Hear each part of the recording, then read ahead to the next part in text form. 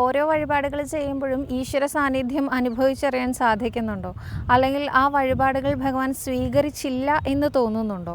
അങ്ങനെ കരുതുന്നവർക്കായിട്ടാണ് ഇന്നത്തെ വീഡിയോ.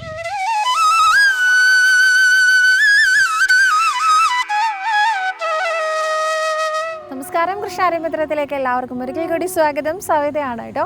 ശ്രീകൃഷ്ണ ഗോവിന്ദ ഹരേ മുരാരേ, ഹേ നാഥനാരായണ വാസുദേവ. ശ്രീകൃഷ്ണ ഗോവിന്ദ ഹരേ മുരാരേ, ഹേ നാഥനാരായണ വാസുദേവ. ശ്രീ ഗുരുവായൂരപ്പ ശരണം ഹരേ. ഇന്നത്തെ സത്സംഗത്തിലേക്ക് എല്ലാവർക്കും ഒരിക്കൽ കൂടി സ്വാഗതം. ഇന്നൊരു പുതിയ ലൊക്കേഷനിലാണല്ലേ. ഇന്ന് ഉത്രാളിക്കാവിന് സമീപത്തായിട്ടാണ് കേട്ടോ ഞാൻ നിൽക്കുന്നത്. ഇടയ്ക്ക് ഞാനും മനുവേട്ടനും കൂടി ഇങ്ങനെ ഒരു യാത്രയൊക്കെ പതിവുണ്ട്, വെറുതെ ഒരു ഡ്രൈവ് എന്ന രീതിയിൽ മാത്രം കേട്ടോ. അപ്പോൾ പക്ഷെ ഷൂട്ട് ചെയ്യാറൊന്നുമില്ല. ഇപ്പോൾ എനിക്ക് തോന്നി പുതിയ ഫ്രെയിംസിൽ വന്നാൽ ഇങ്ങനെ ഇരിക്കുന്നു നോക്കാം. അതുകൊണ്ടാട്ടോ ഇന്ന് ഒരു ഔട്ട്ഡോർ ഷൂട്ട് പ്ലാൻ ചെയ്തത്. എന്തായാലും വന്ന സമയം കൊള്ളാമെന്ന് തോന്നുന്നു അല്ലേ. പ്രകൃതി ഭംഗിയും ഒപ്പം നമ്മുടെ ട്രെയിൻ പോകുന്നതിൻ്റെ ഭംഗിയും ഒക്കെ ഭഗവതി അമ്മയുടെ സാന്നിധ്യത്തിൽ നിന്നുകൊണ്ട് എന്തായാലും രസകരമായിരിക്കും എന്ന് വിചാരിക്കുന്നു. എന്തായാലും ഇന്നത്തെ നമ്മുടെ ഉണ്ണികൃഷ്ണൻ്റെ ഉച്ചപൂജ അലങ്കാരം എന്താണെന്ന് എനിക്കറിയില്ല. ഞാൻ കുറച്ച് നേരത്തെയാണ് ഇറങ്ങിയിരിക്കുന്നത്. അതുകൊണ്ട് നമ്മുടെ ഉണ്ണികൃഷ്ണൻ വെണ്ണയും ഓടക്കോയിലും പിടിച്ച് നിൽക്കുന്ന ഉണ്ണികൃഷ്ണൻ്റെ പാദത്തിൽ അനന്തകോടി നമസ്കാരം പറയുന്നു. ഒപ്പം കൃഷ്ണപാദമനുഷ്യം ഹൃദിഭാവയാമി, ഹരേ കൃഷ്ണപാദമനുഷ്യം ഹൃദിഭാവയാമി.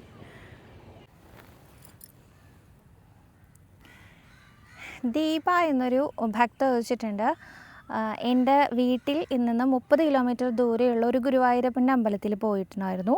പോയപ്പോൾ ഉണ്ണിക്കണ്ണന് അവലും വീട്ടിലുണ്ടാക്കിയ വെണ്ണയും പൂക്കളും ഒക്കെ ആയിട്ടാണ് പോയത്. എല്ലാം വേറെ വേറെ നാക്കിലയിൽ വെച്ച് സോപാനപ്പടിയിൽ സമർപ്പിച്ചു. പക്ഷേ നാക്കിലയിൽ വെച്ച വെണ്ണ ഉരുള താഴെ വീണു. അവിടുത്തെ പൂജാരി അതെടുത്ത് എന്നോട് നാക്കിലയിൽ തന്നെ വെച്ചോളൂ എന്ന് പറഞ്ഞു. പക്ഷേ എനിക്കെന്തോ അത് വലിയ മനപ്രയാസം തോന്നുകയാണ്. വീട്ടിൽ ഞാൻ ശുദ്ധത്തോടു കൂടി തന്നെയാണ് വെണ്ണയുരുള ഉണ്ടാക്കിയത്. ഭഗവാൻ അത് ഇഷ്ടമായിട്ടുണ്ടാകില്ലേ സവിത എന്നാണ് ചോദിച്ചേക്കണേ. എന്തിനാ അങ്ങനെയൊക്കെ ചിന്തിക്കണേ? ഭഗവാൻ ഇഷ്ടമില്ലാതിരിക്കുമോ? ഭഗവാൻ ഏത് ഫോമിലും വെണ്ണ കഴിക്കുന്ന ആളാണെന്നറിയില്ലേ. നമ്മൾ സ്നേഹത്തോടെ എന്ത് കൊടുത്താലും സ്വീകരിക്കണം നമ്മുടെ ഉണ്ണികൃഷ്ണൻ. വെണ്ണ ഭഗവാൻ ഏറ്റവും പ്രിയപ്പെട്ടതാണ് ഈ വെണ്ണ എന്ന് പറയുന്നു. ആ വെണ്ണയൊക്കെ കൊടുത്താൽ സ്വീകരിക്കില്ല എന്നാണോ വിചാരിക്കണേ? ശുദ്ധമായും സ്നേഹമായിട്ടുള്ള മനസ്സോട് കൂടിയിട്ടുമൊക്കെ ഉണ്ടാക്കണ വെണ്ണ നമ്മുടെ ഉണ്ണികൃഷ്ണൻ സ്വീകരിക്കുക ചെയ്യും. ഇത് സ്വീകരിച്ചു എന്നുള്ളതിൻ്റെ തെളിവ് ഇത്രയും പെട്ടെന്ന് തന്നെ ദീപചേച്ചിക്ക് കിട്ടട്ടെ എന്ന് ഞാനും കൂടെ പ്രാർത്ഥിക്കാം കേട്ടോ. ഉണ്ണികൃഷ്ണൻ ഒരു ഗോപികയുടെ വീട്ടിൽ കയറിയിട്ട് രാവിലെ എഴുന്നേറ്റ ഓരോ ഗോപികമാരെയും പറ്റിക്കലാണല്ലോ നമ്മുടെ ഉണ്ണികൃഷ്ണൻ്റെ പണി. അപ്പോൾ ഒരു ദിവസം ഒരു ഗോപികയുടെ വീട്ടിൽ കയറിയിട്ട് അവിടെ ഇരിക്കുമ്പോൾ ഉണ്ണിക്ക് വിശക്കുണ്ടോ ചോദിച്ചോടോ. ഇല്ല എന്ന് പറഞ്ഞു. ഉണ്ണിക്കല്ലോ ലേശം പാല് തരട്ടെ? വേണ്ട. എന്നാൽ തൈരാവാലേ ചോദിച്ചു. എനിക്ക് പാലും തൈരും വേണ്ട എന്ന് പറഞ്ഞു. അങ്ങനെയാണെങ്കിൽ ഉണ്ണികൃഷ്ണനെ കുറച്ച് വെണ്ണ തരട്ടേന്ന് ചോദിച്ചു. അപ്പോൾ ഉണ്ണി പറഞ്ഞു, എൻ്റെ അമ്മ പറഞ്ഞിട്ടുണ്ട് ഒന്നും വാങ്ങി കഴിക്കരുതെന്ന്. ഗോപിക പറഞ്ഞു, എന്നോടോ എന്ന് ചോദിച്ചു.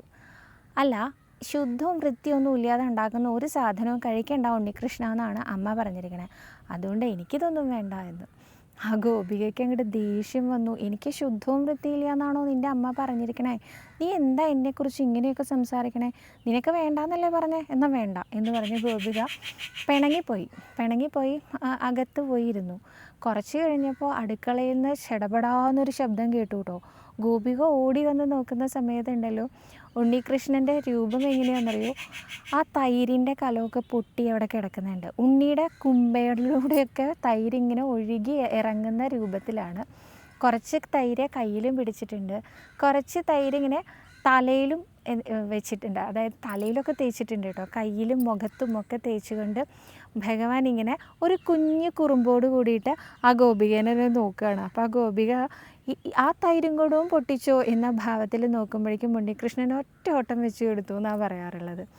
അപ്പോൾ എങ്ങനെയൊക്കെ എന്താ പറയുക, ശുദ്ധമില്ല വൃത്തിയില്ല എന്നൊക്കെ നമ്മൾ വിചാരിക്കുന്ന സാധനം പോലും നമ്മുടെ ഉണ്ണികൃഷ്ണൻ ഓടി വന്ന് ചാടി കയറി പിടിക്കാറുണ്ട് അത്രേ.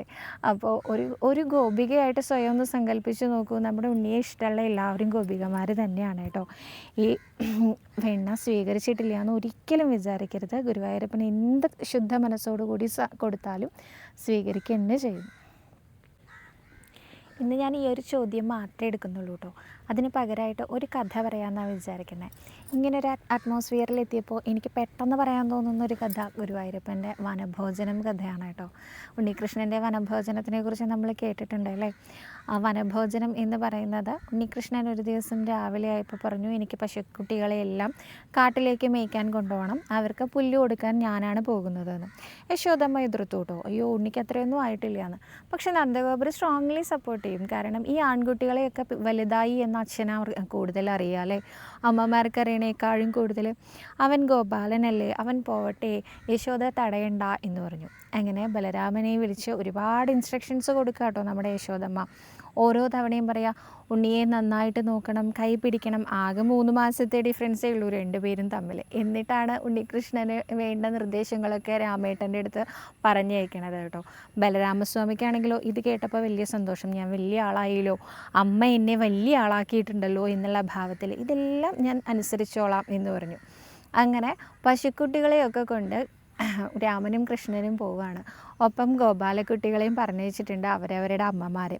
ഇങ്ങനെ ഇവരെ കാട്ടിൽ പോയി അവിടെ കൊണ്ടുപോയിട്ട് ഈ പശുക്കിടാങ്ങളെയൊക്കെ പുല്ല് മേയ്ക്കാനായിട്ട് പറഞ്ഞയക്കണ സമയത്ത് കുറച്ച് നേരമൊക്കെ ഓടിക്കളിക്കാനുള്ള സമയം ഉണ്ടാവും. അത് കഴിയുമ്പോഴേക്കോ ഉച്ചയാവും, വിശക്കുണ്ടാവും, അപ്പോൾ തിരിച്ചു വരണം. അപ്പോൾ വീണ്ടും തിരിച്ച് അവരെയൊക്കെ മേയ്ച്ച് ഇങ്ങോട്ട് തന്നെ വരിക. ഊണ് കഴിച്ച് കഴിഞ്ഞാൽ വീണ്ടും അങ്ങോട്ട് തന്നെ പോവുക. ഇതൊരു സുഖല്യായിക തോന്നിയിട്ടോ. അങ്ങനെ ഉണ്ണികൃഷ്ണൻ ഒരു ദിവസം പറഞ്ഞു, എനിക്ക് നാളെ മുതൽ ഭക്ഷണം കഴിക്കുന്നത് കാട്ടിൽ നിന്ന് തന്നെയാണ്, അമ്മ അതിന് വേണ്ട കാര്യങ്ങളൊക്കെ നേരെയാക്കി തരണമെന്ന്. പതിവ് പോലെ യശോദമ്മ പറഞ്ഞു, പറ്റില്ല എന്ന്. അങ്ങനെ പറ്റില്ല, ഉണ്ണിക്ക് അമ്മ വിളമ്പി തന്നാൽ, അമ്മ വായിൽ തന്നാൽ മാത്രമല്ലേ ഉണ്ണി കഴിക്കാറുള്ളൂ. ഇതെങ്ങനെയാണ് പുതിയ ശീലം, ഇതെങ്ങനെയാണ് ഞാൻ അംഗീകരിക്കുക, ഇതൊന്നും ശരിയാവില്ല എന്ന്. എന്നാൽ ഉണ്ണിക്ക് നാളെ ഭക്ഷണം കഴിക്കലില്ല, ഉച്ചയ്ക്ക് വരലില്ല എന്ന് തന്നെ. വാശി പിടിക്കേണ്ട കാര്യത്തിൽ ഉണ്ണികൃഷ്ണൻ ബഹുകേമനാണത്രേ. അതുകൊണ്ട് തന്നെ ഉണ്ണി പിടിച്ച മുയലിന് 3 തന്നെയായിരുന്നു കൊമ്പ്. അവസാനം യശോദമ്മ നിവർത്തിയില്ലാതെ അതിന് വേണ്ട കാര്യങ്ങളൊക്കെ നേരെയാക്കി. യശോദമ്മ മാത്രമല്ല കേട്ടോ, രോഹിണി അമ്മയും ഗോപികമാരും എല്ലാവരും അവരവരുടെ കുട്ടികൾക്ക് വേണ്ട ഓരോ കാര്യങ്ങളും തയ്യാറാക്കി പാത്രത്തിലൊക്കെ ആക്കി കൊടുത്തയച്ചു. ഈ പാത്രവും കൊമ്പും ചൂരലും ഒക്കെ വെച്ച് അതുപോലെ തന്നെ പൈക്കിടാങ്ങളെയും കൊണ്ട് ഉണ്ണികൃഷ്ണനും കൂട്ടുകാരും കൂടി ആ വനാന്തരത്തിലേക്ക് പോകാൻ തുടങ്ങി. അവിടെ നിന്നുകൊണ്ട് അവർ പൈക്കിടാങ്ങളൊക്കെ മേയാൻ പോയ സമയത്ത് കളിക്കാൻ തുടങ്ങി. ഇങ്ങനെ കളിക്കുന്ന സമയത്ത് ഒരിക്കൽ ബ്രഹ്മാവിന് തോന്നിയിത്രേ ഒന്ന് കാണണം എന്ന്. ആരെയും?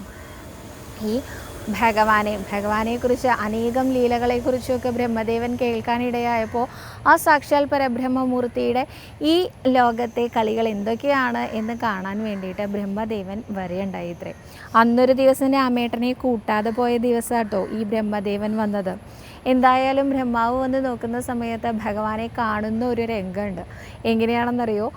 നിറയെ ഗോപാലക്കുട്ടികൾ നിരന്നിരിക്കുകയാണ്. എല്ലാവർക്കും ഭഗവാന് അഭിമുഖമായിട്ടിരിക്കണം എന്നാണ് ആഗ്രഹം. കൃഷ്ണൻ എൻ്റെ നേരെയാണ് ഇരിക്കേണ്ടതെന്ന്. ഭഗവാൻ പറഞ്ഞു, വിരോധമില്ല, ഞാൻ നിൻ്റെ നേരെ തന്നെയാണ് ഇരിക്കുകയെന്ന്. അടുത്ത ഗോപാലൻ വന്നിട്ട് പറഞ്ഞു, എനിക്ക് കൃഷ്ണൻ്റെ നേരെയായിരിക്കേണ്ടതെന്ന്. ശരി, നീ എൻ്റെ നേരെ തന്നെ ഇരുന്നോളൂ എന്ന്. ഇങ്ങനെ ഓരോ ഗോപാലക്കുട്ടികളും ഭഗവാന്റെ നേരെ മുമ്പിലായിട്ടിരിക്കുന്ന പോലെ. അപ്പോൾ ഏതാണ്ടൊരു ഷേപ്പിലാട്ടോ എല്ലാ കുട്ടികളും ഇരിക്കുന്നുണ്ടാവുക. നടുവിലായിട്ട് അല്ലെങ്കിൽ അവരെ അഭിമുഖീകരിച്ചുകൊണ്ട് നമ്മുടെ ഉണ്ണികൃഷ്ണനും. ഓരോരുത്തർക്കും തോന്നുന്നുണ്ട് ഉണ്ണി നോക്കുന്നത് എന്നെയാണ് എന്ന്. ഉണ്ണികൃഷ്ണൻ ഓരോ ഉരുളയായിട്ട് ചോറൊക്കെ എടുത്ത് കയ്യിൽ വെച്ച് അതിൻ്റെ എന്താ പറയുക സൈഡ് ഡിഷുകൾ ഓരോന്നും ഉണ്ടല്ലോ, അതൊക്കെ ഇങ്ങനെ നിരത്തി വെക്കും. അങ്ങനെ ഉണ്ണി ഇങ്ങനെ നിരത്തി ഇങ്ങനെ കൈ നീട്ടി വെച്ചിരിക്കുന്ന സമയത്ത് അടുത്തിരിക്കുന്ന ഗോപാലനും കൈ നീട്ടിയിരിക്കുന്നുണ്ട്. ഉണ്ണികൃഷ്ണൻ എന്ത് ചെയ്തു? നേരെ ആ ഗോപാലൻ്റെ കൈയോടുകൂടി വായിലേക്ക് വെച്ചു. അപ്പോൾ ആ ഗോപാലന് എന്താ സംഭവിച്ചതെന്ന് അറിയാതിരിക്കുമ്പോൾ എല്ലാവരും കൂടി കളിയാക്കാൻ തുടങ്ങി. ആ സമയത്ത് ദേഷ്യം കൊണ്ട് ആ ഗോപാലക്കുട്ടി എന്ത് ചെയ്തു? കൃഷ്ണൻ്റെ ഉരുള തട്ടിപ്പറിച്ച് വാങ്ങി. അങ്ങനെ അങ്ങോട്ടും ഇങ്ങോട്ടും കൊടുത്തും ഒക്കെ ആയിരുന്നു അവരുടെ ആ ഭക്ഷണം കഴിക്കൽ. ബ്രഹ്മദേവന് തോന്നി ഇത് പരബ്രഹ്മമൂർത്തിയാവാൻ യാതൊരു സാധ്യതയുമില്ല. കാരണം യജ്ഞാദികളിലൊക്കെ അദ്ദേഹത്തിനെ ധ്യാനിച്ചു കൊണ്ടുവരാൻ തന്നെ നല്ല പ്രയാസമാണ്. അങ്ങനെയുള്ള അദ്ദേഹത്തിനെ, മുനികൾക്ക് പോലും പ്രാപ്യമല്ലാത്ത അദ്ദേഹത്തിനെ എത്ര ഈസി ആയിട്ടാണ് ആളുകൾ ഗോപാലക്കുട്ടികൾ ചുറ്റും കൂടിയിരിക്കുകയും അതുപോലെ തന്നെ അവർ കഴിച്ചതിൻ്റെ ബാക്കി എച്ചിലായിട്ടുള്ള ഭക്ഷണം കഴിക്കുകയും ഒക്കെ ചെയ്യുന്നത്. തീർച്ചയായിട്ടും ഇദ്ദേഹം പരബ്രഹ്മമാവാൻ യാതൊരു സാധ്യതയും കാണുന്നില്ല. എങ്ങനെയാണെന്നൊന്ന് പരീക്ഷിച്ചറിയണമെന്ന് ബ്രഹ്മാവിന് ആ നിമിഷം തോന്നുകയും അദ്ദേഹം ആ ഗോപാലക്കുട്ടികളെ എല്ലാവരെയും ഒരു നിമിഷം കൊണ്ട് മറച്ചു പിടിക്കാൻ ശ്രമിക്കുകയും ചെയ്തു. എങ്ങനെയാണെന്നറിയോ, ആദ്യം ആ പൈക്കിടാങ്ങളെയൊക്കെ മറച്ചു പിടിച്ചു. അപ്പോൾ ഈ ഭക്ഷണം കഴിച്ചുകൊണ്ടിരിക്കുന്ന ഗോപാലന്മാരിൽ ഒരാൾ പറഞ്ഞു, ഉണ്ണീകൃഷ്ണ, നമ്മുടെ പശുക്കിടാങ്ങളെയൊന്നും കാണാനില്ലല്ലോ, അവ കുറേ ദൂരത്ത് പോയി കഴിഞ്ഞാൽ അവയ്ക്ക് ആപത്ത് വരാൻ സാധ്യതയുണ്ട്, കൂട്ടം തെറ്റിപ്പോവാനുള്ള സാധ്യതയുണ്ട് എന്ന്. അപ്പോൾ ഉണ്ണീകൃഷ്ണന് മനസ്സിലായി ബ്രഹ്മദേവൻ്റെ പണിയാണെന്ന്. അദ്ദേഹം പറഞ്ഞു, എല്ലാവരും അവിടെ തന്നെ ഇരിക്കണം. ഈ ഭക്ഷണം കഴിക്കുന്ന സമയത്തുണ്ടല്ലോ, സാക്ഷാൽ ബ്രഹ്മദേവൻ വന്നാൽ പോലും എഴുന്നേൽക്കാൻ പാടില്ല എന്നാണെന്ന്. ഒരു മരത്തിൻ്റെ പിന്നിലിങ്ങനെ ഒളിച്ചു നിന്നിരുന്ന ബ്രഹ്മാവ് ഒന്നുകൂടി ഒളിച്ചു നിന്നു അത്രേ, എന്നെങ്ങാനും കണ്ടിട്ടുണ്ടാവോ എന്നുള്ള ഭാവത്തിൽ. ആ സമയത്ത് വീണ്ടും ബ്രഹ്മാവിന് വേണമെങ്കിൽ എൻ്റെ കൂട്ടുകാരെയും മറച്ചു വെച്ചോളൂ എന്നുള്ള ഭാവത്തിൽ നമ്മുടെ ഉണ്ണികൃഷ്ണൻ അവരുടെ അടുത്ത് നിന്ന് പോയി.